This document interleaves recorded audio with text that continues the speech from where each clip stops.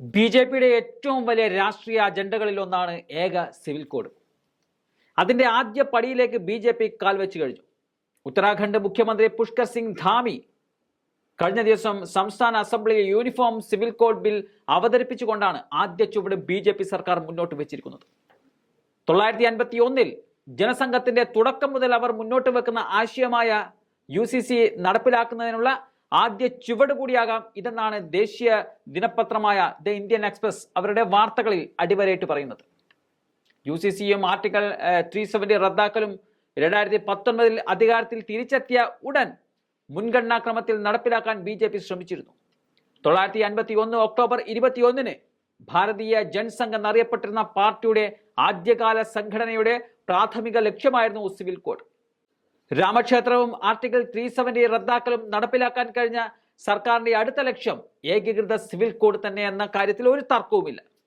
നിലവിൽ ലോക്സഭയിൽ ഏറ്റവും കൂടുതൽ പ്രാതിനിധ്യമുള്ള ബി.ജെ.പിക്ക് ഏറ്റവും എളുപ്പത്തിൽ നടപ്പിലാക്കിയെടുക്കാൻ കഴിയുന്ന ഒന്നാണ് യൂണിയൻ സിവിൽ കോഡ് ബിൽ. എന്നാൽ പൗരത്വ ഭേദഗതി നിയമത്തിനെതിരെയുള്ള രാജ്യവ്യാപക പ്രതിഷേധത്തിന്റെ പാഠങ്ങൾ വിഷയം നേരിട്ട് കൈകാര്യം ചെയ്യുന്നതിൽ നിന്നും ബി.ജെ.പിയെ വിലക്കുന്നുമുണ്ട്. അതുകൊണ്ട് തന്നെ കേന്ദ്ര തലത്തിൽ ഏറ്റെടുക്കുന്നതിന് പകരം പാർട്ടി ഭരിക്കുന്ന സംസ്ഥാനങ്ങളോട് UCC നടപ്പിലാക്കാൻ ആവശ്യപ്പെട്ടേക്കാമെന്നാണ് ദേശീയ മാധ്യമം പറയുന്നത്. മധ്യപ്രദേശ്, ഹരിയാന, ഉത്തർപ്രദേശ്, മഹാരാഷ്ട്ര എന്നിവിടങ്ങളിലെ സംസ്ഥാന സർക്കാരുകളും UCC നടപ്പാക്കുമെന്ന് പ്രഖ്യാപിച്ചു കഴിഞ്ഞിരിക്കുകയാണ്. പോർച്ചുഗീസ് കോളനി ആയിരുന്നതിനാൽ ബി.ജെ.പി ഭരിക്കുന്ന ഗോവയിൽ UCCയുടെ ഒരു പതിപ്പ് ഇപ്പോഴും നിലനിൽക്കുന്നുണ്ടെന്ന് അധികം ആർക്കും അറിയാത്ത കാര്യമാണ്. UCC ഒരു ജനകീയ നടപടിയല്ല, മറിച്ച് പൗരാവകാശങ്ങളോടുള്ള ആധുനിക സമീപനമാണ് എന്നതാണ് ഒരു കൂട്ടർ വാദിക്കുന്നത്. UCCയുടെ നിർദ്ദേശങ്ങൾക്കെതിരെ മുസ്ലിങ്ങൾ, സിഖുകാർ, മറ്റ് ന്യൂനപക്ഷ സമുദായങ്ങൾ, അതുമാത്രമല്ല തങ്ങളുടെ ആചാരങ്ങളിൽ ഇടപെടുമെന്ന് ഭയപ്പെടുന്ന ഹിന്ദുക്കളിൽ നിന്ന് പോലും UCCക്കെതിരെ തുടക്കത്തിൽ തന്നെ പ്രതിഷേധം ഉയർന്നിട്ടുണ്ട്.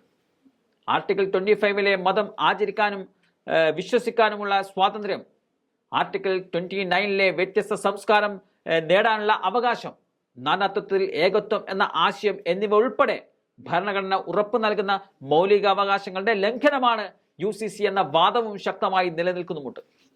തങ്ങളുടെ വ്യക്തിത്വവും ആചാരങ്ങളും അനുഷ്ഠാനങ്ങളും സംരക്ഷിക്കാൻ കഴിയാത്തതിനാൽ ന്യൂനപക്ഷങ്ങളെ പ്രതികൂലമായി ബാധിക്കുമെന്നും വാദമുണ്ട്.